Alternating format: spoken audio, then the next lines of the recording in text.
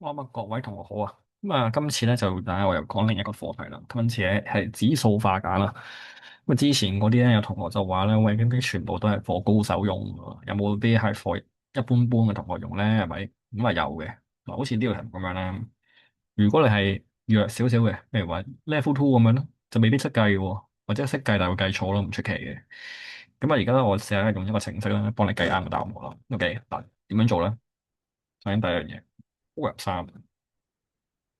然後輸入題目落去，x、y 三次，x 嘅負二次，y 嘅四次，誒，生括號五次，就係咁樣嘅啫。咁我有 A、B 喎，唔俾佢當 A、X 就 Y、B 就得噶啦。OK，咁啦。你話呢個負九係咩意思啊？即係 A 嘅負九次方，B 嘅23次方。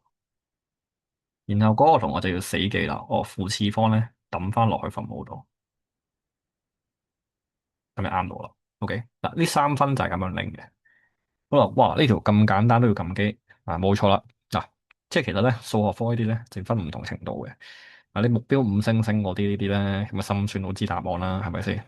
但係如果你目標攞二嗰啲咧，嗱，如果呢條你錯咗咧，咁就對你個 grade 咧就好大影響啦，係咪先？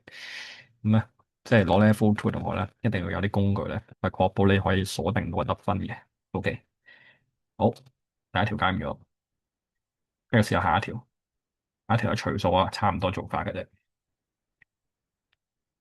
x、y 七次生括號除以 x 嘅負二次，y 嘅三次生括號四次方。好啦，揾到啦，呢條就係 x 嘅九次咯，同 y 嘅負次。咁所以咧，你就知道個答案咧就係 x 九次除以 y 五次，解唔咗，冇問題。好啦，繼續啦，下一條啊，係呢個2025嗰條啊，唔係照計啦，O(m)2O(m)3sorry O(m)3就 x 嘅四次，y 嘅負五次，生括號三次除以 x、y 二次，仲有開括號啦，如果唔係，我叫佢計錯嘅。OK，咁樣好，繼續啦，咁佢就會 x 嘅11次，或 y 嘅負17次，跟住將呢個嘢調翻落去，就揾到答案噶啦。基本上一定啱嘅，係啦，除非係打錯咗嘅啫，係嘛？OK，好，下一條啦，哇，有數字添喎，嗱，數字咧，我哋分開處理，唔打個數字住，先打個英文先，括號 x 五次，y 負七次，生括號六次，除以 x 嘅負二次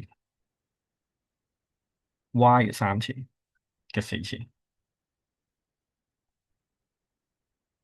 誒，我唔記入去，到嚟一次，x 嘅五次，y 嘅負七次，生括號六次，除以 x 嘅負二次，y 嘅三次嘅四次。好，或者有啲意外啊，OK，而家啱啦。x 嘅38次方，y 嘅負54次方。好啦，咁跟住啦，我哋而家就要處理埋數字嘅部分啦。咁啊，齋撳機嘅啫。呢度有個三，呢度有個二，有個四。咁啊，三除二嘅四次方，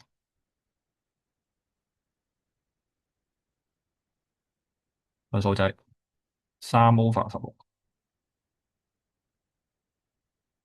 然後將呢個負次方咧調翻落去咧，就係答案嚟噶啦。咁保底咧，你都可以啱到嘅，OK？咁啊，完成咗呢條題目。嗱，不過通常 paper one 係唔會咁深嘅，咁所以咧，其實你只要做熟咗前面嗰三條咧，咁就可以攞到呢啲分數噶啦，OK？